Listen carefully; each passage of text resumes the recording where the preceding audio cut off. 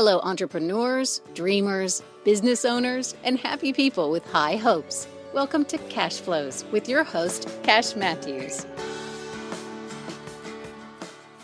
All right, good afternoon and welcome to Cashflows. I'm your host today, Cash Matthews, and we are very glad you're here.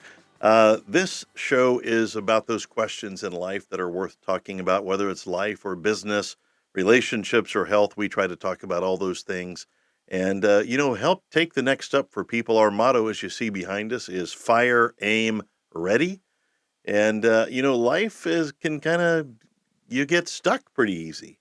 Sometimes. And you're working on something, you get stalled out, and you feel like you're walking through mud, maybe a little bit, and you just wish that you could copy off of your neighbor, which was an experience I had in the third grade when I copied off my neighbor, and I got in trouble for it at school. Actually, I copied off my neighbor, got in trouble for it, but to find out later in life, it's one of the most endearing qualities you can have. And if you're really trying to figure out what the next step is or how things work, you're going to love cash flows. We believe in fire, aim, ready, and we have these wonderful dreams and goals, and somehow we get stuck in the execution. So we bring entrepreneurs in from the community, from around the country, and these are people that have made progress that you can legally, without getting in trouble, you can copy off of your neighbor. So if you like that, you're going to love cash flows. And speaking of cash flows, let's talk to our executive producer, Mr. Kenneth Bockham. How do you like your new title? Hey, I appreciate the promotion. Is this raise and pay as well? Oh, I think we could double it and still be in the same spot. Yeah, sorry for that bad news there, but I mean, you have to think about how tax efficient that is, however. Right? That's not an income tax problem for you. Well, Kenneth, how are you, man? I'm doing pretty good. Yeah? Things are going well? Yeah, very well. Yeah, looking forward to Christmas? In a few months, Yeah, yes. in about 11 and a half months, I think we're Yeah. going to have it again. I was just thinking about it this morning, what a great Christmas we had. And I love this time of year, though, too, when everything is fresh and clean and everybody's in beast mode. This is my year. I'm a beast. I'm a beast. Meow. Hear me roar. I'm roaring. Yeah, all righty. Well, we're going to talk about beast mode. Actually, I was hanging out with some buddies last night online. Oh, yeah? Yep. And I had my Commodore 64 out, had logged in onto AOL. Yep. And Yep. that's right, had Yep. dialed up. The power Dialed of right dial up, man, it is unbelievable. And had an extra AOL CD left over, so had an extra 15 minutes online. Got in a chat room with three of my buddies. And apparently you have quite a following with my friends. Wow. I was trying to brag it up like, yeah, we're doing episode 54 tomorrow. And they're like, yeah, but what about Kenneth? Like, enough about you. Yeah, what would Kenneth do? And so these are my buddies, Hink Dog, Stu Bob, and Dennis the Red Baron. And Wow. all real people. I'm not making up any names. And but they wanted to ask you a question. Okay. And they find you fascinating. They don't find me fascinating. Okay. But here, I wrote their question down for you, and I'd like to just read it to you. This was a group question because we're learning how to work in teams. Oh, I see. And so this was the group question. Hey, Mr. Kenneth, what's a guy like you doing in a nice place like this? So in a previous episode, I was testing. I was the secret shopper for invisible cloaks, right? Well, Right. we've moved on in the wizard world, Okay. and I'm now an apprentice for a wizard, specializing in lost keys, Ooh. which our guest might know a little something about lost Wow, keys. I'm not sure, I think he might. but we'll find out. The professor and wizard trainee of lost keys. Apprentice. Apprentice of lost We're keys. trying to keep it shorter this time. Okay, well, I hope you're able to unlock some of the secrets that help that career thrive. Ayo. And there you go. All right. Well, very cool. Well, our guest today on Cash Flows is Belal Kabani. Did I say it correctly? Close enough? And he owns Kabani's Auto, and a friend of ours that we met through the Business Owners Networking Group. Hey, we're going to push this mic back a little closer to your lips. There we go. Now we were perfect before, but now we're super perfect. Yes. All right. Very well. Well, Belal, welcome to Cash Flows. We're glad you're here. Thank you. Thanks for having me. Yeah, it's nice to hang out with you. You're one of the, kind of one of the newer members in the B.O.N.G that's participating in this project. Right. But, you've been around for a little while.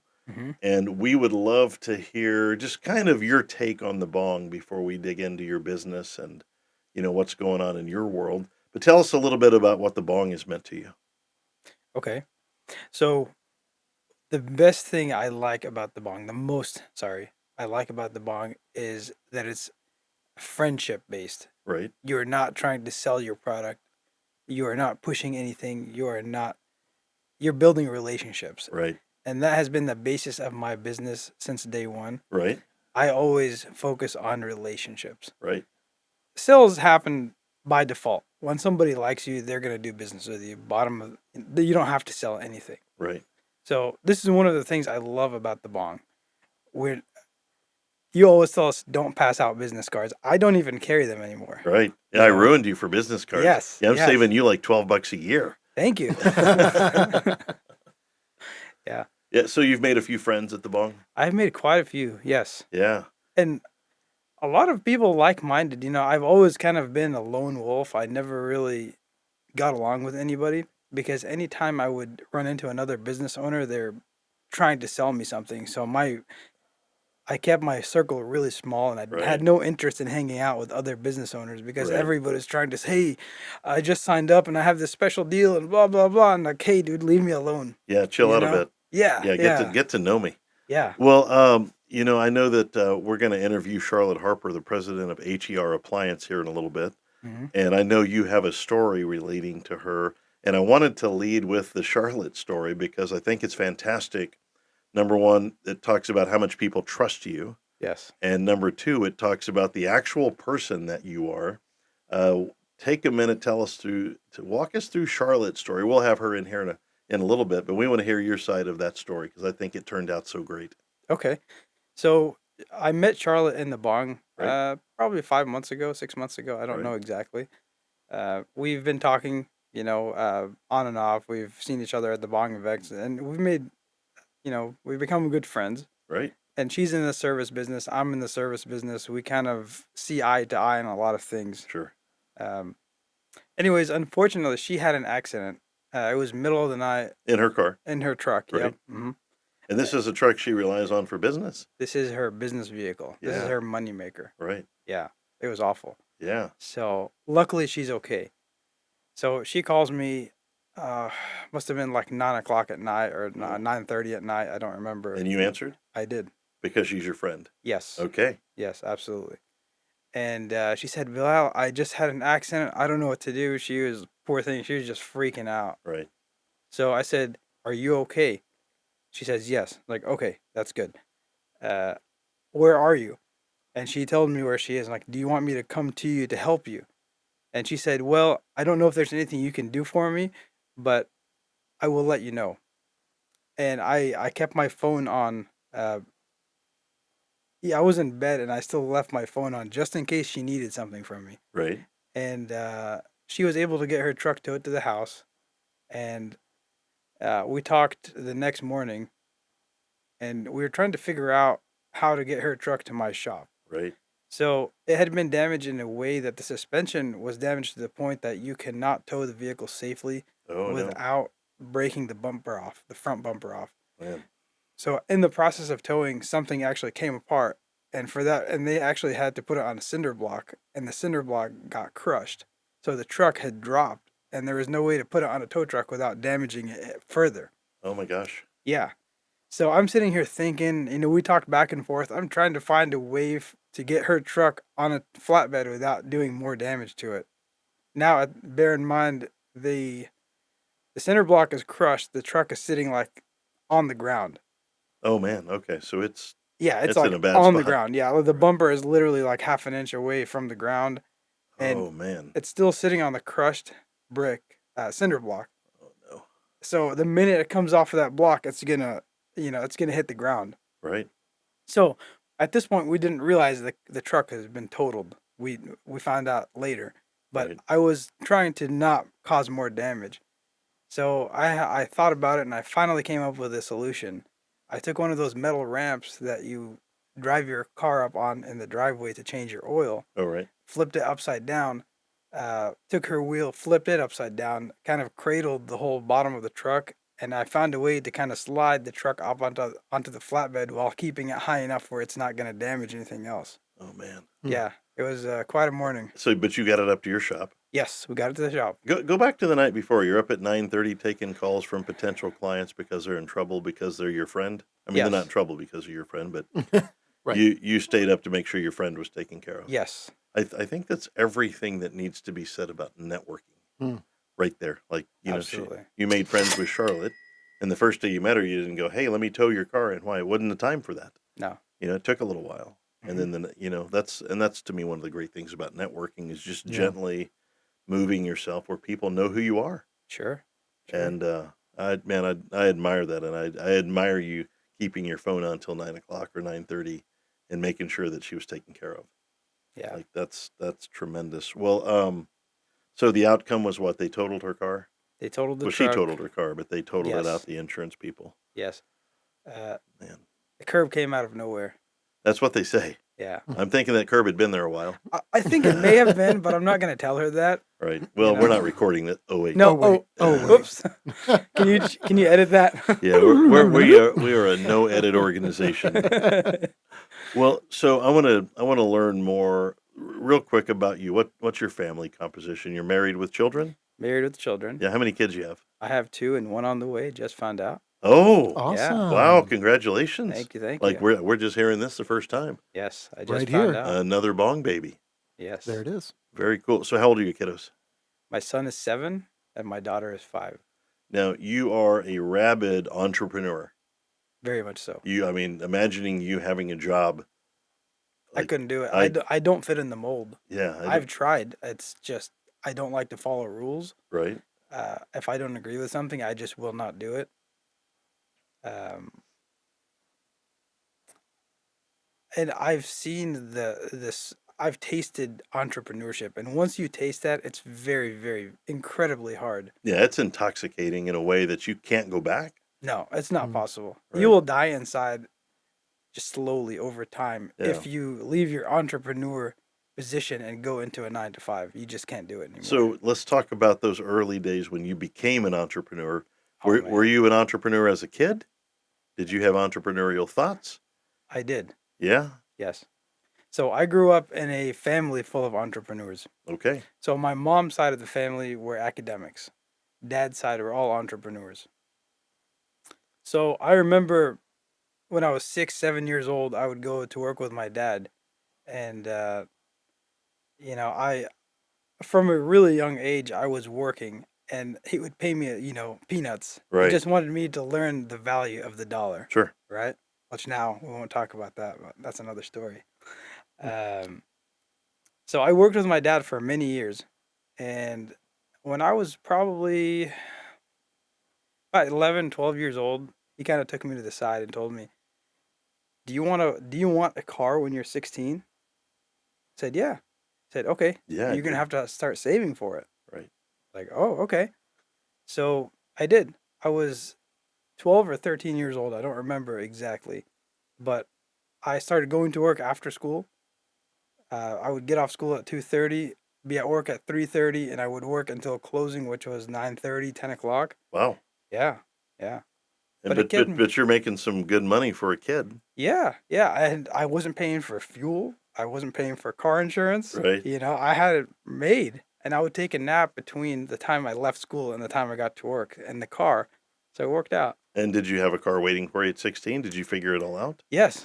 So by the time I was 15, I had 10 grand saved up, which Wow. for a 15-year-old, that's a nice chunk of change. Yeah. And back then, you could get a nice car for 10 grand. Right. Mhm. And what'd you get? So I ended up with a 93 Acura Integra. 93 Acura Integra. Okay. Yeah, my first car. Special place in my heart for that car. Yeah. I bought it. I had a blown engine, and Okay. I figured out how to make it run. We ended up, a few buddies of mine in the neighborhood and I ended up putting an engine in it. So there's a little bit of a backstory to that. Right. But that was my first car. My dad encouraged me to buy something that I had to work on so that I would learn about cars. Right. Uh, So your first car, you had to put an engine in it. I did. I'm hoping you got a reduced rate on the car. Yes, I got it cheap. Now, was your dad in the car business too? He was not. He's not a car guy whatsoever. So your endeavor with the car is like your first major endeavor at auto repair. Well, so as a kid, I used to tinker with things. I would take things apart, household appliances, dad's computer. He Yeah. didn't like that very much. Well, I got in trouble for that's that where the one. files are. The files That's are in right. the computer. You had to get them Yeah. out. Yeah. Yes, yes, they were inside, and I just could not see them from the outside. Right. So, uh, when I messed up dad's computer, of course, it didn't work when I was done with it. Right. He was pretty upset, and after he had cooled down, he took me to the side. He said, "Son, I don't want you to stop doing what you're doing because you clearly have a gift."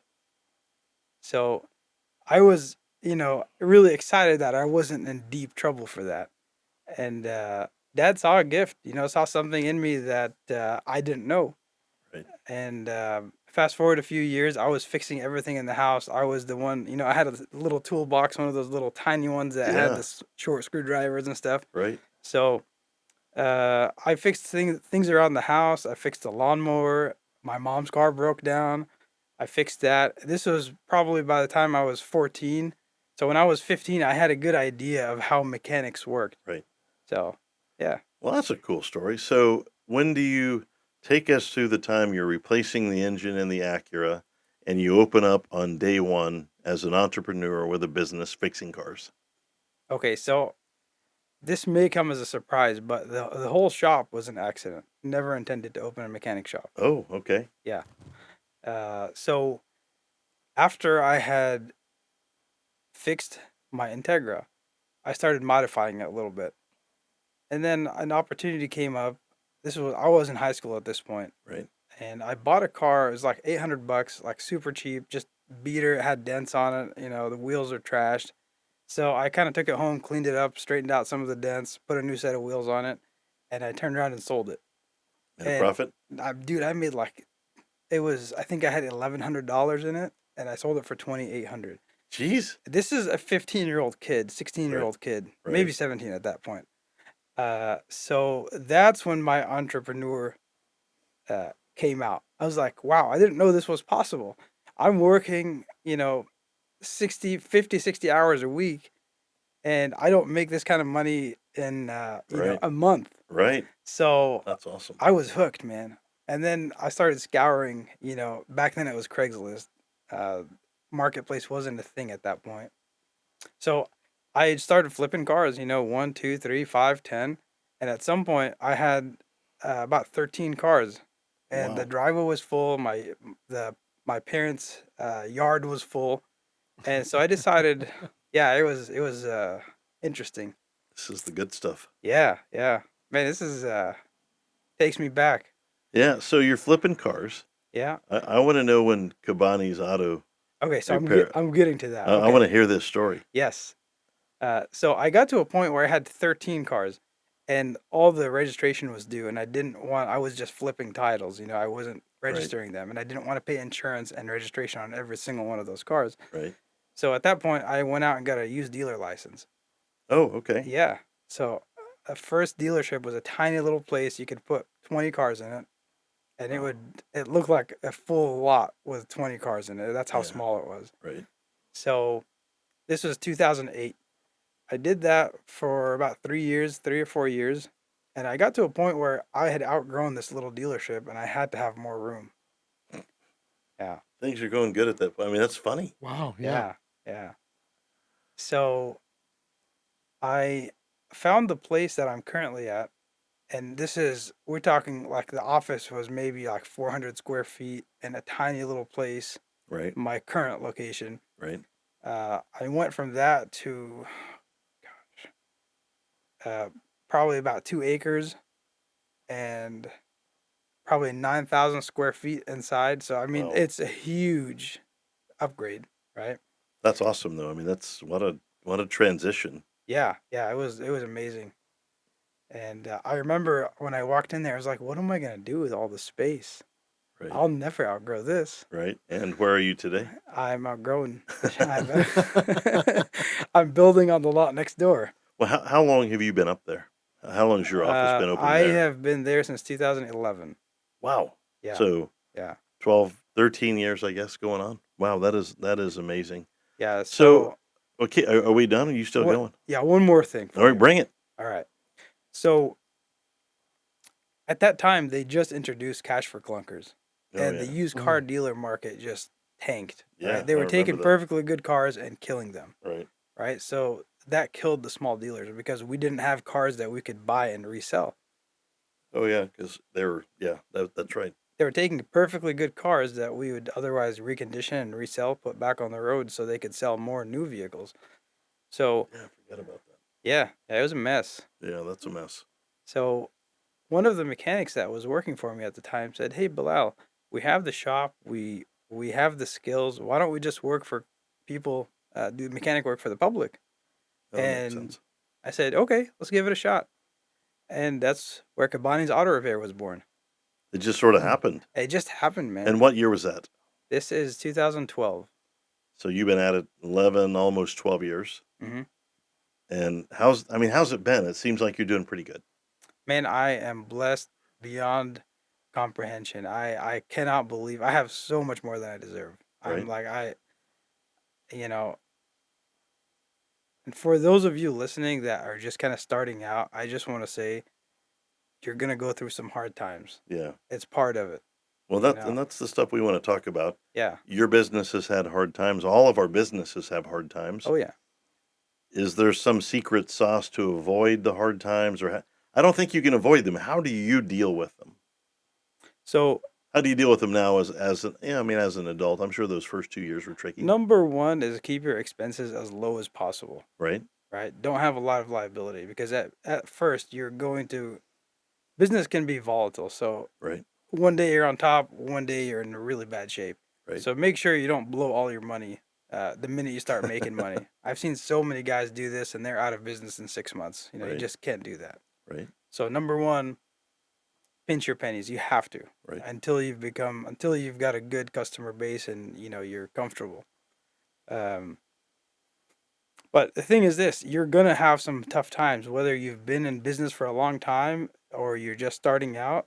Right. Every business owner will tell you starting a business and making it successful is the hardest thing you will ever do. Right. So if you're scared of hard work, long hours, no sleep, anxiety, this is not for you, my friend. Right. So you have a philosophy that you shared with me, hmm and I want to talk about this philosophy of do more than you're paid for, Absolutely. because you do that, Yes. and that's why you're out getting your own tow truck to bring your friend back who's had a difficulty. Talk about the concept of doing more than you're paid for. So I believe if the precursor to receiving is giving. Right. So whenever you're in a situation where you could take advantage of a situation, somebody has a flat tire on the side of the road and you go in there and say, "Hey, I'll do it for $20." They'll pay you the $20. But how does that make you feel? Right.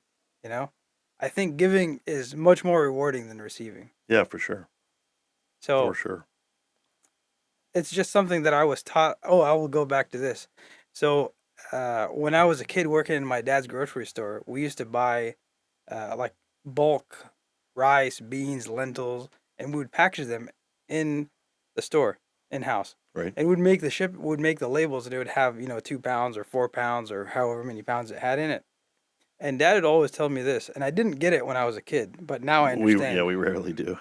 Yeah, yeah. So he said, if the label says 2 pounds, you put 2.01 or 2.02, not 2.00, not 1.99. Why? Because that bag weighs something, and the scale is not sensitive enough to to give you the actual weight of that bag. Right. So give more than you promise. Absolutely. Over promise, under deliver. Wait, hang on. I got that backwards. Under promise, over deliver. Yes. Yeah. Yes. Okay. Sorry, I just described some of your competitors there. So, are you a car guy? You're a car nerd? I am. Yes.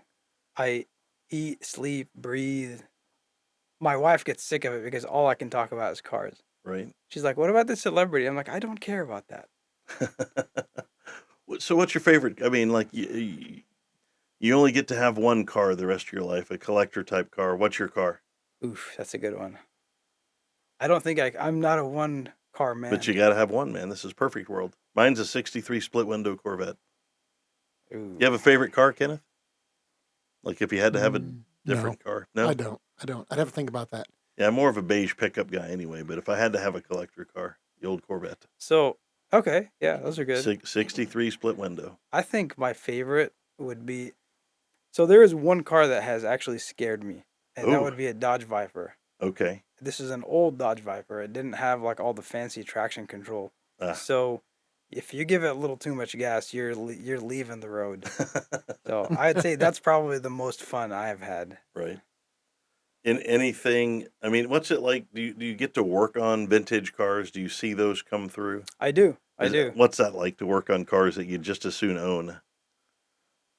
I'm sorry, just as Though I mean, you're working on somebody else's car, but you'd kind of Oh. like to own it as well. well, that's actually kind of better because I don't have to pay for the problems on these cars, so it works out really well. Or you get paid for the problems. I do get paid for the problems, yes. Okay, very cool. We're going to take a quick studio break.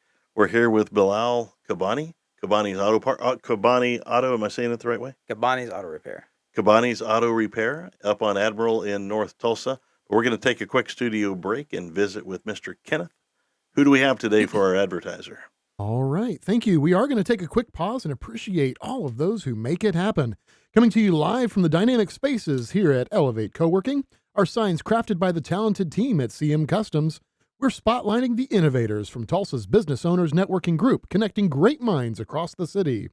Financial wisdom is here at your fingertips with MFP, My Financial Plan. Navigate to joinmfp.com to start your journey. And a special nod to the man behind the camera for capturing our best angle. All right, we're here with Belal Kabani, Kabani Auto Repair, and one of my favorite people here in the Tulsa area. Didn't know him 2 years ago, but we met at the Business Owners Networking Group, and I would kind of like to think we became friends. I think so too. You know, it seems that way. You're here at the office hanging out today. Man, we're like two bees in a pod. Wait, 2 bees in a pod? I think you got that wrong, or 2 peas in a pod. 2 peas. Mm. I'm not very Either good way. at all Either way. the phrases. I feel like Ross Perot trying to say something witty. I bet it just occurred to me nobody remembers Ross Perot. Who? Yeah, my point exactly. Thank you for that. So, Bilal, what motivates you? You got a great car business. There are hundreds of people in the B.O.N.G group who love you, trust you, and I know they bring their cars to you. They do. What else motivates you? You know, a lot of people think money is a motivator, but for me, it's progress. Yeah? That's what keeps me going. So how do you measure progress in a business like yours when you're so busy? But how do you measure the progress? So I have a tradition. I have a canopy in the inside of my shop. It's like a second story storage area. And I go up there and just kind of stand and look at everything and how it has evolved, Okay. you know, From day one, you mean? from day one. Yeah. So at first it was an open warehouse, so there was nothing in there. And then the first lift came and the second lift came and the third and the fourth and the fifth and now the Oh. shop is like completely packed and I'm trying to figure out how I'm gonna pack more cars in this shop. Right. And now when I think about it, when I set up the electrical stuff on the shop, I'm like, there's no way I'm gonna need more. I need more. Right. I thought there were no way I would fill up all the floor space. I need more floor space. Wow. So to me, I think when you're in the progress, you don't really see it, but when you step out, that's when you really see the difference. So a big part of recognition, I mean, you've got to recognize that it's going pretty well. Oh man, it's amazing, Yeah. amazing. Yeah. So did your kids have any entrepreneurial flair? Do they not talk about being a fireman or a lawyer and talking about, owning an auto place? So actually, my son comes to work with me sometimes, and he has his Kabani's shirt, and my daughter does too. My wife has one, but she doesn't wear it. Yeah. Surprising, right? Huh. So my son walks around with a flashlight and he inspects your cars for you. So if you guys come to my shop, my son will inspect your car for you, free of charge. That is awesome. He doesn't Yeah. charge for it. Okay. Yeah. Well, that's pretty cool. There are things that we've had to do as entrepreneurs that are uncomfortable dealing with clients. Mm. Do you ever have a client that you just wish you didn't have? And if so, how do you handle that one? Oh, that's really easy. Yeah. I Tell me. used to fight and scream with them, but I found a much better solution. Which is? Just give them a really high price, they'll leave. It's that simple. So a job that would have been 1,000, you quote him 3,000. I'd probably say like 18, Yeah. 18, 19, just Uh, enough to make him like, oh my "R- gosh, I need to bring my truck up. I'm afraid to now. I like you. Well, See, the funny thing is this: people that are easygoing and they have a good attitude generally will get so much more out of me. right, But if you come in with a bad attitude, complaining and whining, and I'm not, I don't have time for that. right, If you're here to get your car fixed, you need some advice. You're buying a car, you're selling a car. Your kid's gonna drive this car that you've been driving. You need it checked out. right, I will sit down and make you a plan. We'll do this inspection, check the whole car over. I'll give you a list of everything you need with individual prices ordered by importance. So we right, focus on like safety first, right, things that can cause other problems second. And third, there are things that will not cause other problems, and there are not safety issues. And I'll tell you, hey, I recommend that you do these for such and such reason, but you can get away without these. right.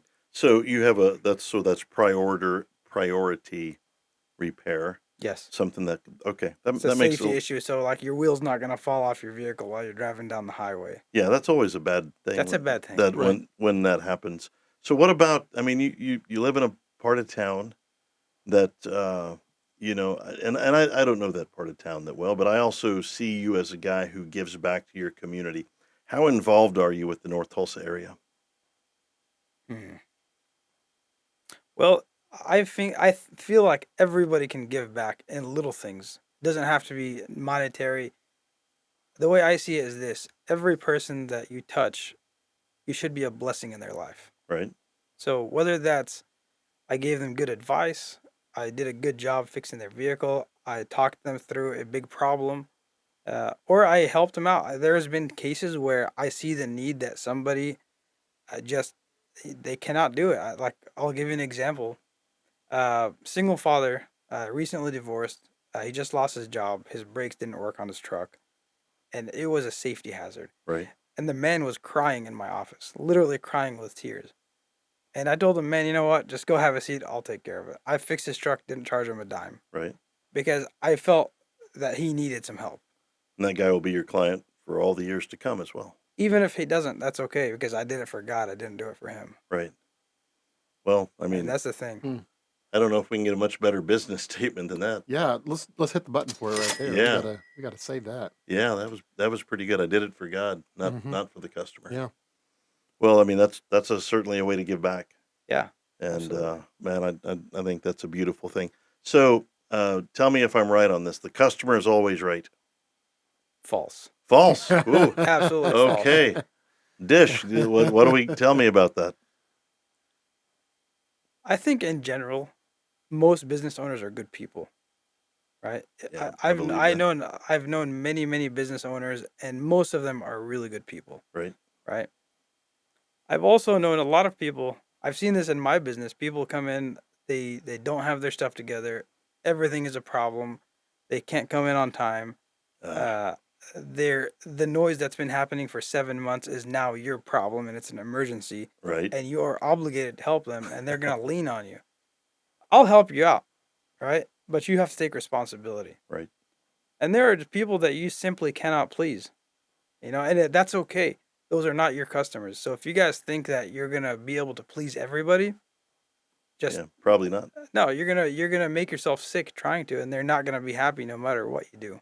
So how do you deal with this world of reviews, Yelp, and I don't even know where reviews happen now, but how Google, do you deal Facebook. Yep. So Google, Yelp, Facebook, how do you deal with reviews that may not be accurate?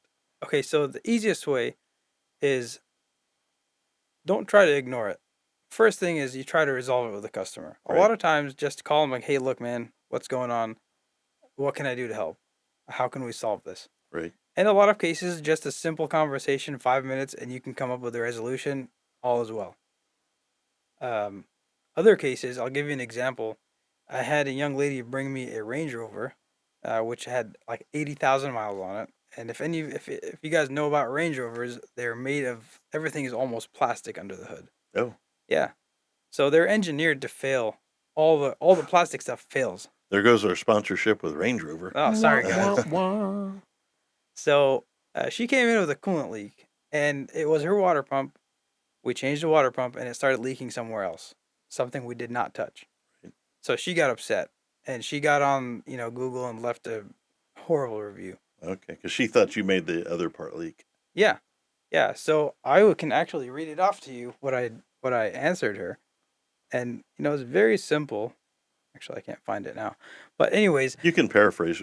You can just hold it there and pretend like you're reading it. Okay. Nobody can see it. nice. That's true. That's true. So basically, I just put it out there. Said, "Hey, look, I'm sorry you're upset. Unfortunately, this thing needs more work than we anticipated. We fixed the problem. That problem is fixed, but now you have another problem, Hmm. and we cannot take responsibility for your decaying vehicle. Right. It doesn't make sense. It's not fair to us, but we're sorry you feel this way, but this is not our fault."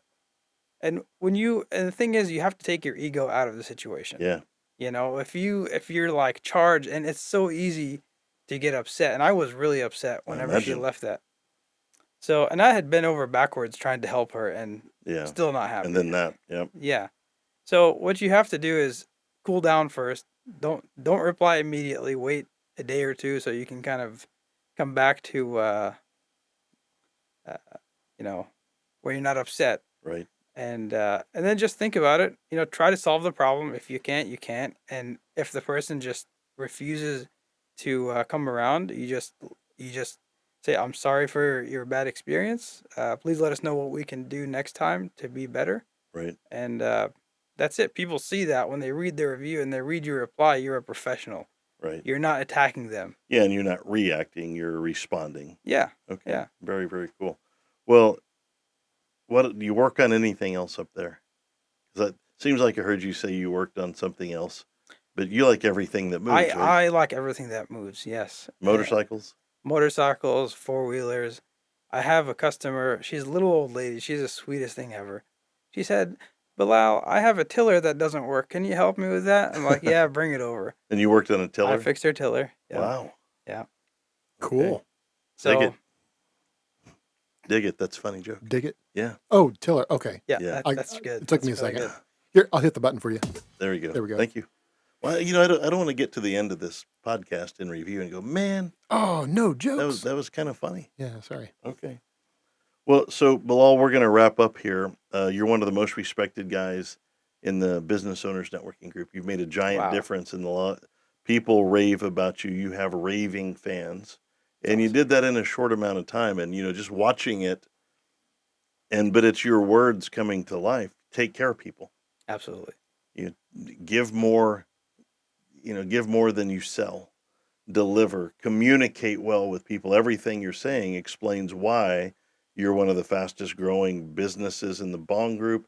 You're one of the most successful people in town, and things are really going in the right direction. What we'd like to have is one tip that we can give to the B.O.N.G members as we wrap up here today, something that you would like to share about business or life or otherwise Okay. that you think would be of value. So number one thing, I get asked this a lot. How are you so good at selling? It's very simple. I don't sell. Right? I solve problems. It's Be a that sol- simple. Yeah, be a problem solver, not a salesman. Absolutely. I think there's beauty in that. I know in the financial industry that's a good way to be, but not everybody manages to do it. But seeing you do it in the automotive industry is inspiring, and we're glad you're here today. Thank you. Thanks for Okay, having me. well, Belal Kabani with Kabani Auto Care. Say it one more time, I'm sorry, my tongue is tangled. Kabani's Auto Repair. Kabani's Auto Repair, and you can find Belal Kabani on Facebook, and he will be glad to visit with you about your car issues and also talk to you about preventive things that you can do to make sure your car is running well all the time, not just, don't call him just during an emergency. Yeah. Or an So, emergency. I'll be happy to help. Emergency, he'll be right there with you as well. Absolutely. Well, Kenneth, we have done another show. We've had a we great have. guest today. One of the most popular guys in all of the 5,700 member B.O.N.G group is Belal. Yeah, growing. Yeah, and I think he's a big part of what makes our group so great. Yeah. Wait, hang on. We've got a call here. Just one second. Oh. What? Doot, doot, Yeah, doot, hang- doot, doot, doot. Yes, hello. Uh-huh. Yeah, he's right here with me. We're just finishing a show. What's going on? I'll ask him. No, I'm not going to say that. Okay. All right. Call you back. One of our members wants to know if you're going to the prom. Ah. How they knew you were in the hot seat right now, I didn't Wow. know. That was a, hey, is Belal going to the prom? It wasn't an offer, and he or she said, yes, you can just stand in the corner with cash. Okay. Okay. Yeah, so I don't know that, but we're on the air, we're live, and I would sure hate to hang up, until we had an answer to that. Oh, But man. you can tell me after the show. We'll see. We'll see. We'll see, man. It just wouldn't be the same without you.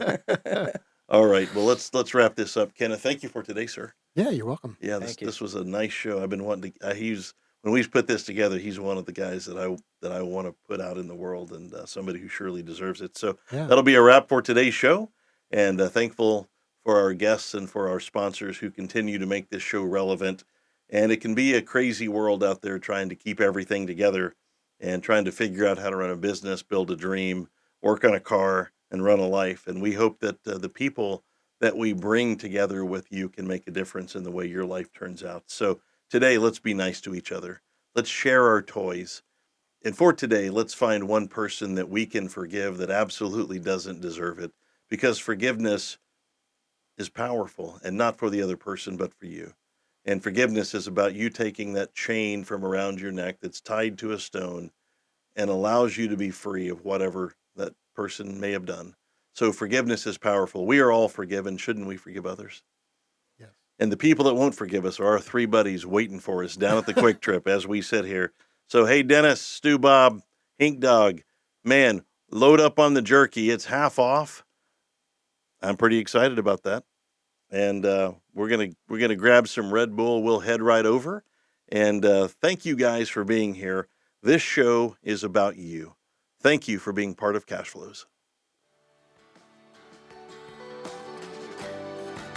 That's our show for today. Stay tuned for another riveting edition of Cash Flows.